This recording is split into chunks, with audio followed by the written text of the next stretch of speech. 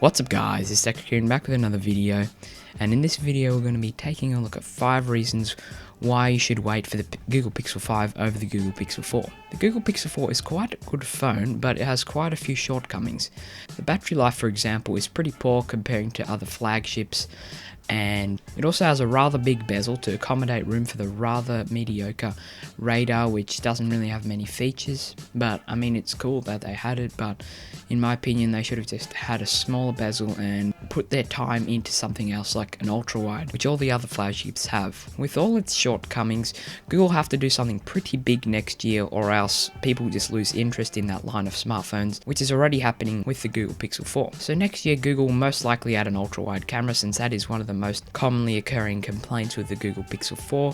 People are just like, why'd you add the telephoto? And I agree with them. Google has really good software, so they could have easily done with the ultra wide and the normal camera and just used software and machine learning to zoom in and retain all the detail and quality. But sadly Google did not go with that route this year, so hopefully they'll do that next year. That's my hope. Next year Google is also suspected to have a hole punch in the display instead of having that large bezel, and they'll probably fit the radar somewhere else, or they might not have it at all. The advantages of having a hole punch is you have much more top screen real estate, unlike the massive bezel they have currently. So if the rather large forehead bothers you, you'll probably have to wait till next year for them to add that hole punch. The current battery life on the Google Pixel 4 is pretty mediocre, so they're probably going to add a 4000 mAh battery in the XL or more, and probably like a 3000 mAh in the normal size variant, which will hopefully boost it to be able to last a whole day for most people.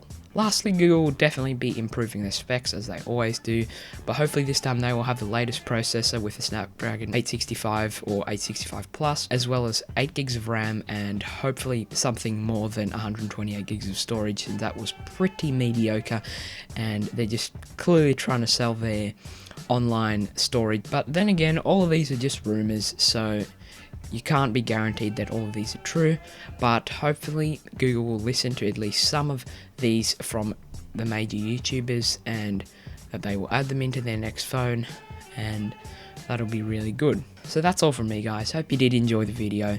If you did, smash the like button. If you didn't, smash the dislike button, and I'll see you guys next time.